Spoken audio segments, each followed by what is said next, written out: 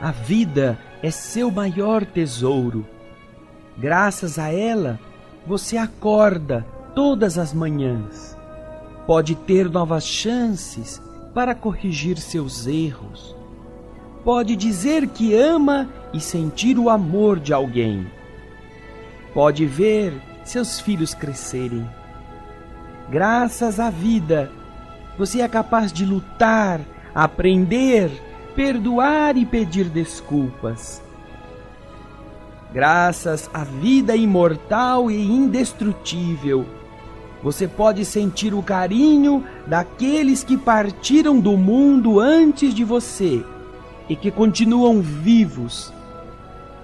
A vida é seu maior tesouro, porque é o presente do Criador. Não misture bondade com mágoa, perdão com ressentimento, alegria com tristeza, fé com descrença. Se o Pai nos deu a vida, não vivamos de qualquer maneira. Tenhamos alegria de viver. O programa espírita feito especialmente para o seu coração.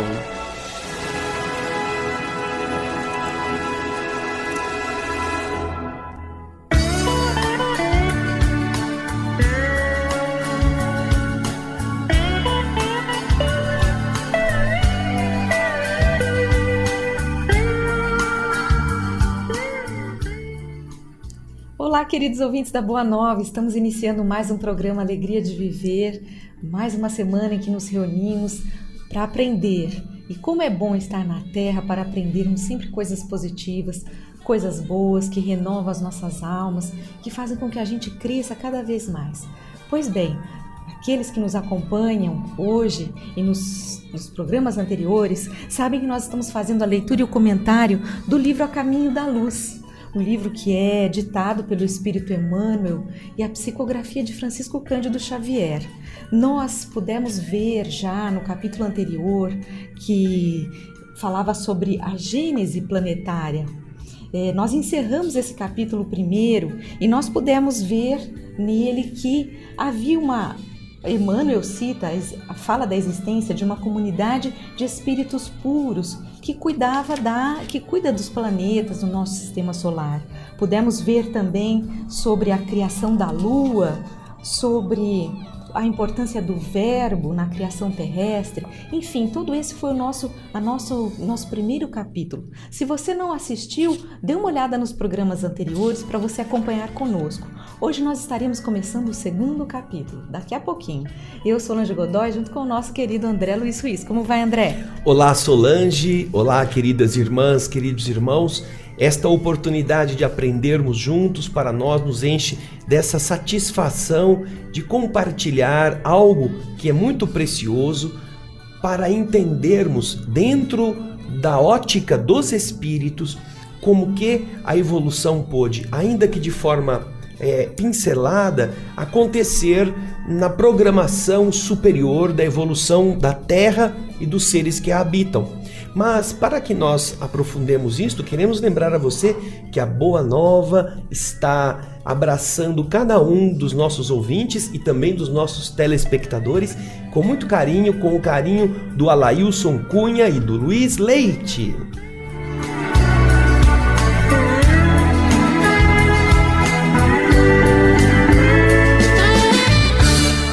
Lembrando, como sempre, da campanha O Espiritismo Precisa de Você. Você sabe que essa campanha já está aí no ar há muito tempo e ela é fundamental para que a gente possa continuar com a divulgação da Rádio Boa Nova, da TV Mundo Maior. Então, se você acha que isso é importante, se isso foi bom para você, pode ser bom para outras pessoas. E você é esse ser criador, esse ser que vai levar essa mensagem, essa coisa boa, através do seu auxílio, você vai ser essa semente de luz.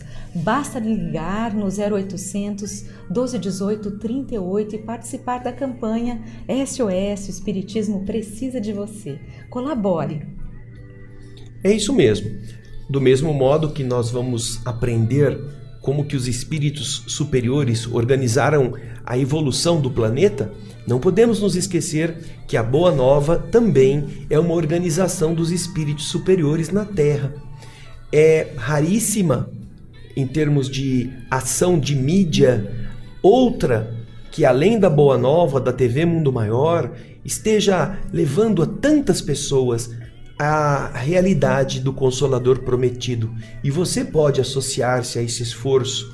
Você pode ajudar a que a Boa Nova, a TV Mundo Maior, aquilo que todo esse esforço de divulgação leva de esperança, chegue a mais pessoas.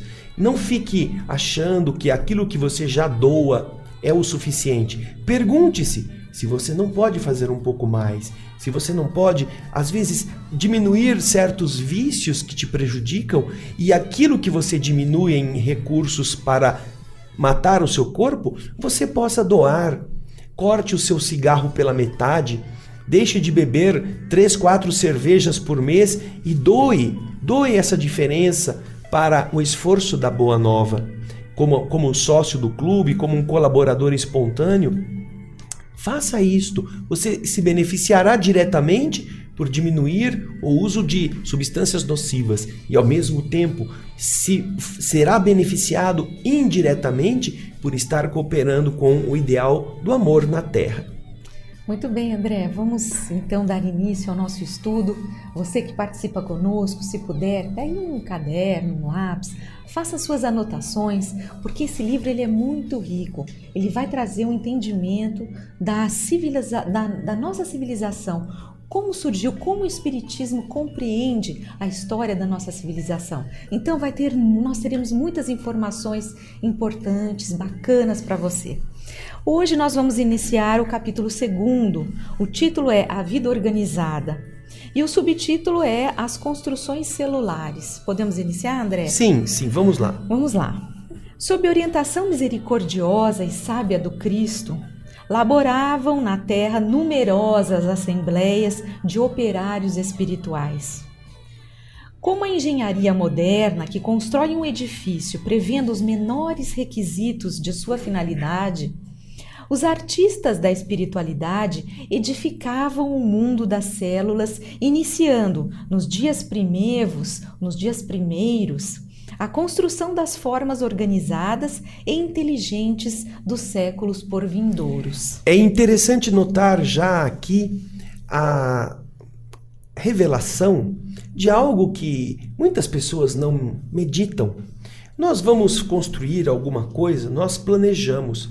A dona de casa vai fazer um bolo, vai fazer um prato na sua cozinha, ela vai atrás de um material, ela vai ao mercado, ela compra os ovos, ela compra a farinha, ela compra o tempero, ou ela faz a mistura e vê se ela tem a assadeira. Ela projeta tudo para que aquele desejo de fazer na cozinha aquele prato chegue ao termo final da melhor maneira. Nós vamos fazer uma viagem, Solange, que vai ser de um fim de semana, então nós programamos isto com 15 dias de antecedência, mandamos o carro para a revisão para não acontecer um percalço mecânico, vamos comprar aquilo que é necessário, se é para a praia, se é para a montanha, se é para o campo, vamos nos municiar de tudo aquilo que é interessante ter para desfrutar bem aqueles momentos, tipo de roupa adequada, calçado adequado, proteção contra a incidência luminosa ou o frio, e vamos ficar 2 dias. Agora, como imaginar que tudo tenha acontecido assim ao sabor do acaso, esta organização tão complexa que é a vida e o nosso berço? Ao contrário, da mesma forma que nós que somos tão atrasadinhos, somos capazes de planificar para que tudo aconteça dentro do que nós prevemos, a Terra também é o resultado de uma grande organização que envolveu bilhões de espíritos elevados, espíritos subordinados à causa do amor de Deus que Jesus, aqui em nosso orbe, define, governa e organiza. Então, da mesma forma que um prédio na Terra é construído segundo uma planta, segundo cálculos, segundo objetivos, para que ele vai servir? Um prédio de moradia é diferente de um prédio de escritório, um prédio de estacionamento é diferente de um prédio de escola. Tudo isso estava também sendo pensado antes de que as coisas estivessem acontecendo. E durante estas ocorrências iam sendo medidas, iam sendo dosadas as forças para direcionar o caminho de evolução para aquilo que era necessário. O ideal da beleza, a sua preocupação dos primeiros momentos... Foi a sua preocupação. Foi a sua preocupação dos primeiros momentos, obrigada, André, no que se referia às edificações celulares das origens. Como é que eles estavam definindo o que seria o futuro? Baseados nesta preocupação estética do que era belo. A beleza, como preocupação básica, precisava estar embutida no alicerce da vida. Como que seriam as construções do futuro dependiam daquilo que se estaria lançando nas bases do primeiro momento. E é isso que ele está dizendo aqui, que o ideal da beleza foi a sua preocupação nesses primeiros momentos, nisso que se referia a essa construção das células originárias. É por isso que, em todos os tempos, a beleza, junto à ordem, constituiu um dos traços indeléveis de toda a criação. As formas de todos os reinos da natureza terrestre foram estudadas e previstas. Os fluidos da vida foram manipulados de modo a se adaptarem às condições físicas do planeta, encenando-se as construções celulares segundo as possibilidades do ambiente terrestre, tudo obedecendo a um plano pré-estabelecido pela misericordiosa sabedoria do Cristo, consideradas as leis do princípio e do desenvolvimento geral. Ou seja, nós estávamos subordinados desde o começo há uma inteligência que definiu os parâmetros da beleza e da ordem, para que aquilo que viesse a seguir tivesse estes dois pilares, estas duas margens conduzindo o seu crescimento. Esta visão de beleza e de ordem, em harmonia com as forças cósmicas, está dada pelo Espírito, cuja tarefa é ordenar a evolução de outros seres sob a sua custódia. Aquilo que Jesus disse, que das ovelhas que o Pai lhe concedeu, nenhuma delas se perderá. E Ele está cuidando disso, cuidando do redil, cuidando do alimento, cuidando da proteção, para que nenhuma das suas ovelhas esteja perdida neste caminho para frente. E assim, nós terminamos este primeiro item do capítulo 2. O próximo subtítulo é Os Primeiros Habitantes da Terra. Dizíamos que uma camada de matéria gelatinosa envolvera o orbe terreno em seus mais íntimos contornos. E ao falarmos disso, Solange, nós estamos recordando o programa Espiritismo Sem Mistério que nós fazemos na TV Mundo Maior. Quinzenalmente, nas terças-feiras, estamos estudando o Livro dos Espíritos. E nesse estudo, nós temos, na parte inicial do Livro dos Espíritos, a criação. E lá, nós apresentamos com imagens, gráficos e experiências que os próprios homens fizeram posteriormente, mostrando como surgiu esta sopa gelatinosa para que os primeiros seres encontrassem um ambiente favorável à sua eclosão.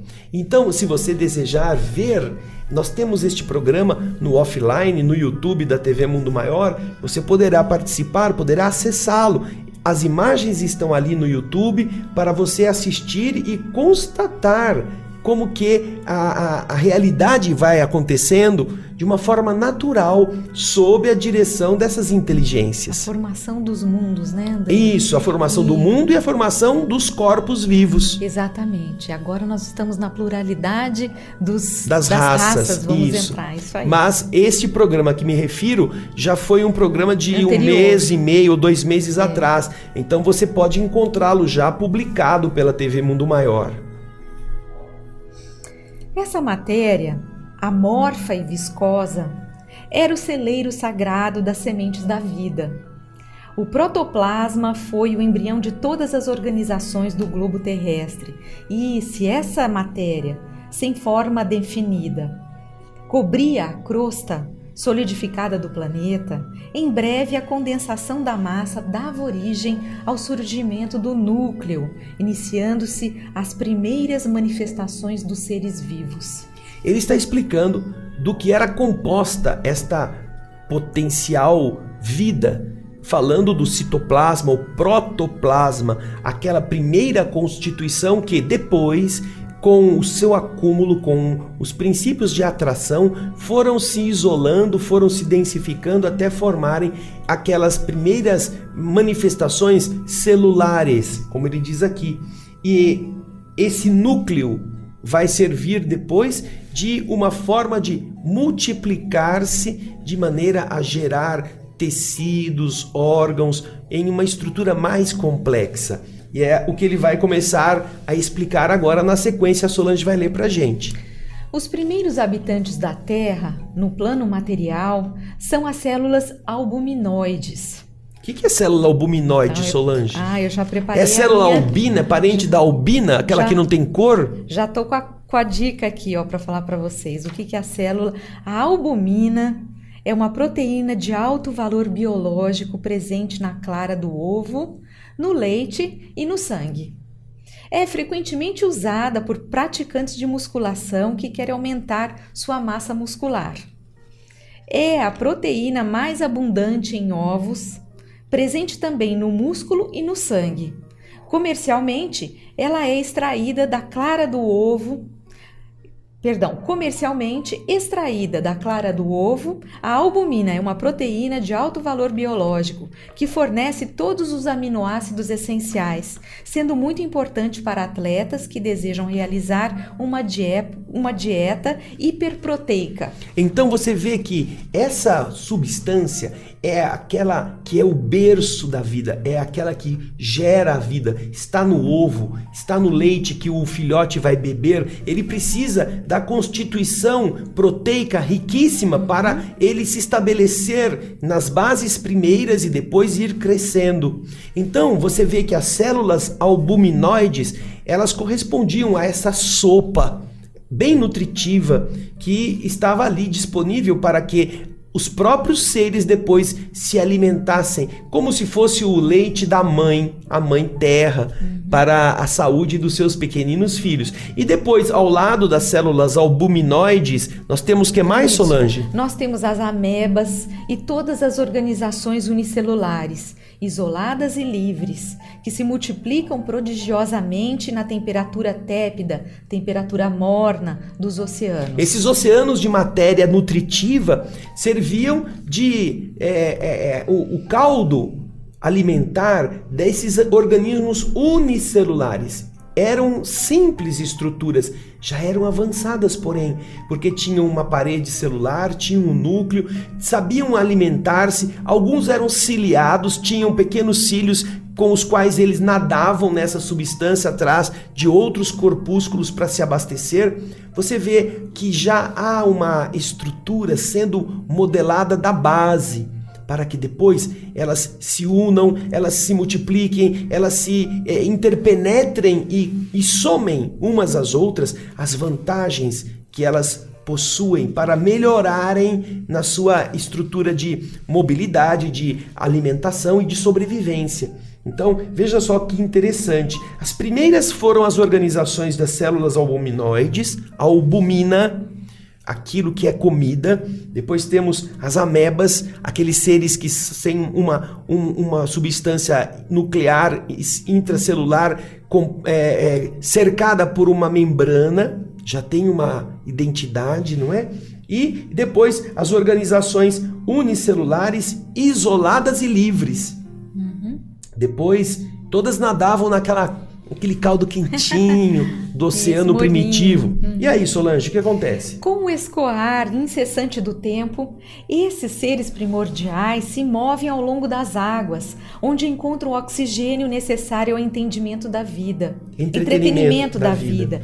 Entretanto, elemento que a terra firme não possuía ainda em proporções de manter a existência animal. O oxigênio. Antes das grandes vegetações. Isso, o oxigênio estava dissolvido no oceano. Isso. Então eles respiravam o oxigênio da água. Não podiam ir para a terra ainda porque não havia plantas suficientes para gerar o oxigênio, nem algas capazes de preencher a atmosfera com esse nutriente, vamos dizer, para a vida que estava se desenvolvendo. Mas esses seres rudimentares somente revelam um sentido, o do tato, que deu origem a todos os outros em função de aperfeiçoamento dos organismos superiores. Exatamente. A partir do tato, tudo vai se desenvolver. Exato. Que era aquilo que eles precisavam para encontrar o alimento ou o caminho por onde andar. Nós vamos dar uma paradinha agora para o nosso intervalo. Daqui a pouquinho estaremos de volta comentando esses assuntos. Fique conosco. Estamos apresentando o programa Alegria de Viver.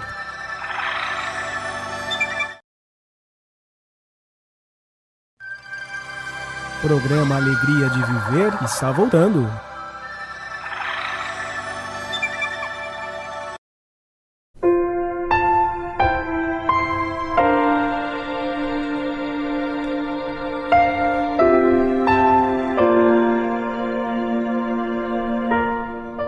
Estamos retornando com o programa Alegria de Viver. Para você que se sintonizou conosco agora, nós estamos fazendo a leitura e o comentário do livro A Caminho da Luz, livro que é do Espírito Emmanuel, a psicografia de Francisco Cândido Xavier, e nós estamos no capítulo 2, falando a respeito da vida organizada.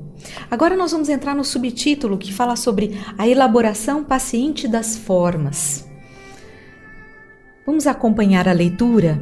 Então, decorrido muito tempo, eis que as amebas primitivas se associam para a vida celular em comum, formando-se as colônias de infusórios e polipeiros em obediência aos planos da construção definitiva do porvir. Emanados do mundo espiritual, onde todo o progresso da Terra tem a sua gênese. Bem, primeiramente, aqui encontramos a informação precisa. Todo progresso espiritual e material tem origem nos planos superiores que governam a vida. Isso é nítido. O progresso da Terra, ele é gerado no mundo espiritual. E dentro do plano, primeiro havia o oceano de alimento, depois os infusórios, os unicelulares, amebas, organismos simples que nadavam sozinhos. Depois estes organismos começam a se unir para que eles pudessem facilitar certas atividades, certas realizações. Em conjunto é mais fácil do que sozinhos. Então começam a haver consórcios de seres que vão se apoiando, e é aí que surgem o quê? Surgem as colônias de infusórios, os polipeiros, os pólipos, que são aquelas estruturas que vão gerar depois os recifes de coral, todas estas construções que representam o somatório de muitos seres, cujas vantagens em convivendo são maiores do que estando isolados. Esta é a maneira pela qual a vida vai se tornando mais complexa.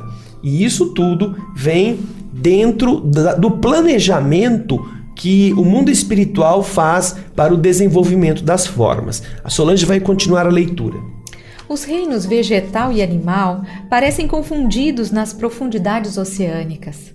Não existem formas definidas nem expressão individual nessa sociedade de infusórios, mas desses conjuntos singulares formam-se ensaios de vida que já apresentam caracteres e rudimentos dos organismos superiores. Então ali você vai ver plantas com características diferentes, seres que não se sabe se são da estrutura de animais ou se ainda estão no reino vegetal. Você tem uma confusão, existem células que produzem clorofila, que realizam fotossíntese. Existem embriões de seres animais que têm características vegetais. Ainda há uma mistura ainda não especializada em animal, vegetal, como eles estão dizendo, como Emmanuel está falando. São ensaios que a vida vai produzindo com características a gerarem logo depois os organismos superiores que vão decorrer desta raiz comum, não é? Desses processos de individualização de características. Então, passo a passo, degrau por degrau, que se vai subindo. É como uma árvore. Você já olhou para uma árvore?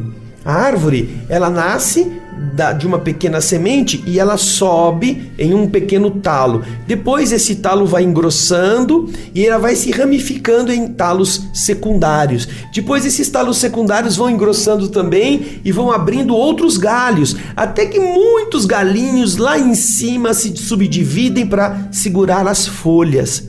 Então, a mesma coisa, de um tronco comum, vão se subdividindo, vão se gerando diferenças morfológicas para que depois os troncos subdivididos comecem a se desgalhar, produzindo outros galhos, até chegar no universo de espécies tão diferentes que podem ter sido originadas do mesmo tronco.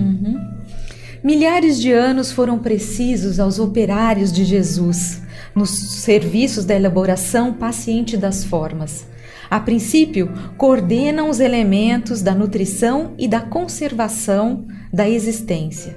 O coração e os brônquios são conquistados e após eles formam-se os pródromos, ou seja, os antecessores celulares do sistema nervoso e dos órgãos da procriação, que se aperfeiçoam, definindo-se nos seres. Estas são coisas muito interessantes. E você vai ver muito disto. Caso você se interesse, procure na internet, procure ver o processo evolutivo de um embrião humano. Você vai ver que ele passa por todos estes pedaços evolutivos. Inicialmente ele é uma célula ovo, depois ele começa a gerar multiplicações e especializar-se em tecidos que vão gerar órgãos. E em poucos dias o coração começa a bater. Poucos dias depois. E depois o tubo neural vai se formando. Aí chega um momento em que você vai ver que o embrião humano tem brânquias, fendas branquiais, herança dos tempos em que nós respirávamos o oxigênio dissolvido nestes oceanos. Até que depois de algumas semanas, nós que já somos seres de respiração aeróbica, respiração gasosa, não precisamos mais das brânquias, porque fomos já colocados em um nível de respiração diferente, de absorção de oxigênio pelos pulmões. O pulmão se desenvolve e então cria-se toda a estrutura respiratória. Mas você vai vendo na evolução, em cada semana do feto, do embrião humano, você vai vendo essas etapas que Emmanuel está citando aqui, sendo como marcas da evolução do corpo humano que passaram por todas, que marcaram todas as etapas até que nós cheguemos na nossa constituição atual, com o cérebro grande, com o sistema nervoso complexo, e é o que ele está dizendo. Surge primeiro os sistemas celulares da parte do coração, depois o sistema respiratório, e aí o sistema celular que vai dar origem ao sistema nervoso. Procure, você vai ver vídeos muito interessantes que mostram isso na evolução do feto do nosso padrão humano de vida. As formas intermediárias da natureza. Aqui vai ser um outro subtítulo deste capítulo 2. A atmosfera está ainda saturada de umidade e vapores, e a terra sólida está coberta de lodo e pântanos inimagináveis. Todavia, as derradeiras convulsões interiores do orbe localizam os calores centrais do planeta, restringindo a zona das influências telúricas necessárias à manutenção da vida animal. É necessário restringir o calor do magma, essa estrutura que antes estava meio dispersa na superfície, ela precisa ser contida no interior da Terra para que os seres que vão sair dos mares, dos pântanos, do lodo para a superfície sólida não fiquem à mercê de serem cozinhados, de serem fritados, né, pelo calor muito, muito intenso. Então Emmanuel está dizendo que a partir daí há uma necessária separação de estruturas telúricas que são magmáticas, daquelas estruturas telúricas que são sólidas, para que os seres que estão deixando essa região muito pantanosa em direção à Terra avançar, possam estar em um ambiente sólido, suficientemente seguro para a sua continuação e a sua perenização no seco. Sim. Não é? Esses fenômenos geológicos estabelecem os contornos geográficos do globo, delineando os continentes e fixando a posição dos oceanos. Surgem desse modo as grandes extensões de terra firme, aptas a receber as sementes prolíficas da vida. Os primeiros crustáceos terrestres são um prolongamento dos crustáceos marinhos. Seguindo-lhes as pegadas, aparecem os batráquios, que trocam as águas pelas regiões lodosas e firmes. Nessa fase evolutiva do planeta, todo o globo se reveste de vegetação luxuriante, prodigiosa, de cujas florestas opulentas e desmesuradas, as minas carboníferas dos tempos modernos são os petrificados vestígios. Então você observa que a Terra deixou de ser aquele caldo, ela se tornou agora uma região onde há líquido e sólido separados e uma região intermediária onde há pântanos.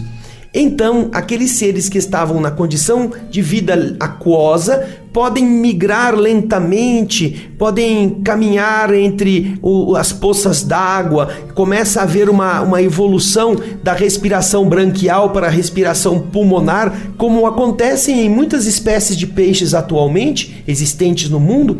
Eles vivem tanto na água quanto no chão lodoso, e essa é uma migração que vai fazer com que a vida que estava no leito marinho comece agora a encontrar luxuriante vegetação e alimentação abundante nas zonas secas, na parte firme da vida, na superfície do planeta, agora com os continentes já sendo definidos.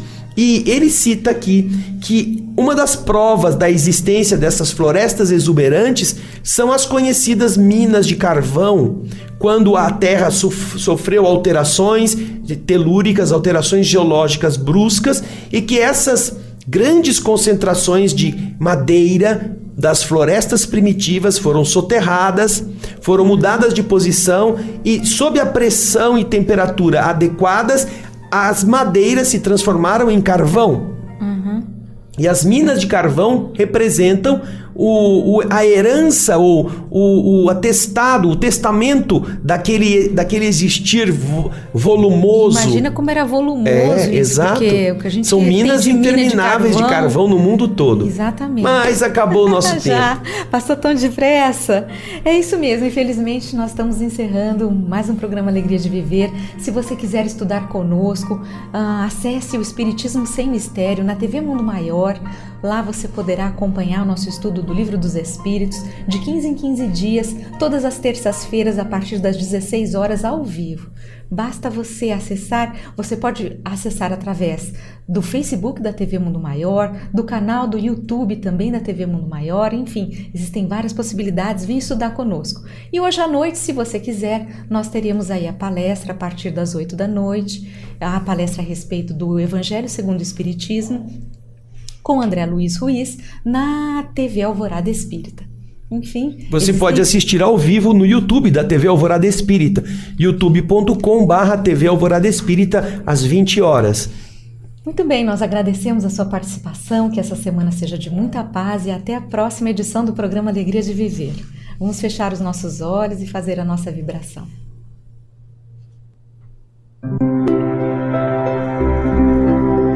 Senhor, quando aprendemos como as coisas caminham, quando temos a notícia da evolução sábia, pausada, paciente, nós nos admiramos igualmente de um amor como este, que não mede em anos, em décadas, em séculos, a espera para que todas as coisas estejam em seus devidos lugares, mas que é capaz de suportar milhões de anos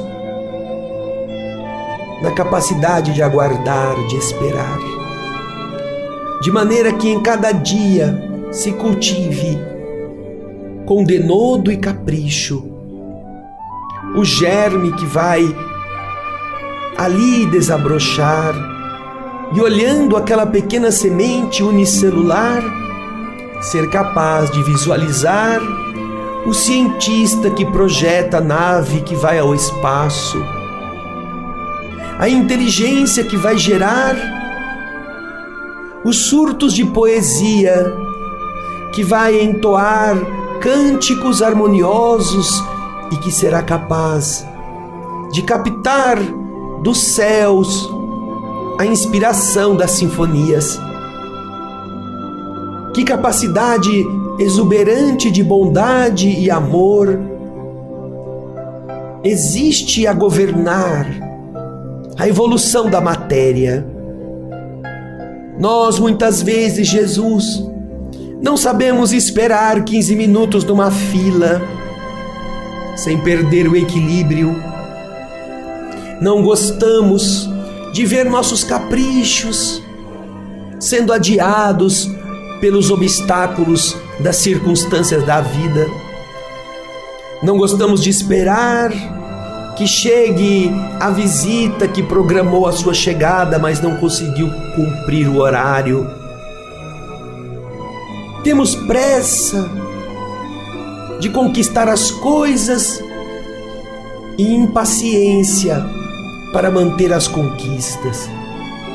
Ah, Senhor, quando aprenderemos a construir no coração do companheiro ou da companheira um outro espírito pelos nossos exemplos? Reclamamos muitas vezes de ter que ensinar a nossa funcionária repetidas vezes a realizar um simples serviço e nos esquecemos do quanto a vida está nos esperando para que nós pudéssemos atingir o estágio em que estamos hoje. Quantas oportunidades a vida nos deu para que chegássemos ao ponto racional de ver o outro e tentar ajudá-lo a reerguer-se. A ação no bem, que é uma forma de criar também, representa para nós um presente de Deus. Obrigado, Senhor, por isto estar em nossa dimensão, a força do Teu amor em nosso coração. Obrigado, queridas irmãs, queridos irmãos. Muita paz.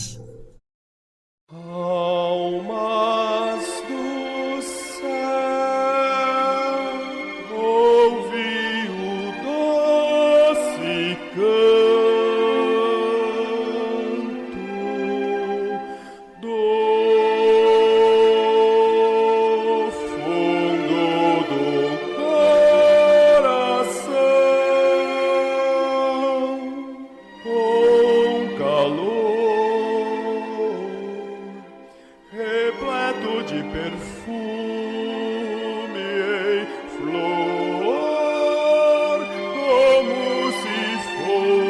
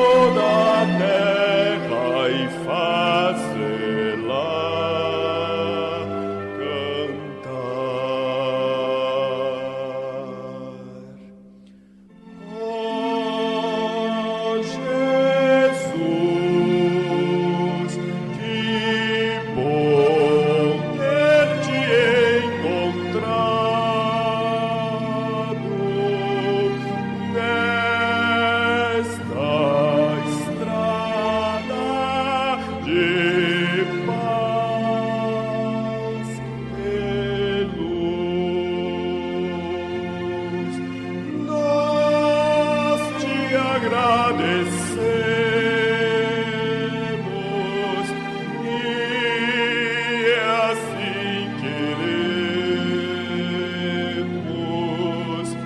te espalhar, te dividir com quem não sabe sorrir, a quem ficou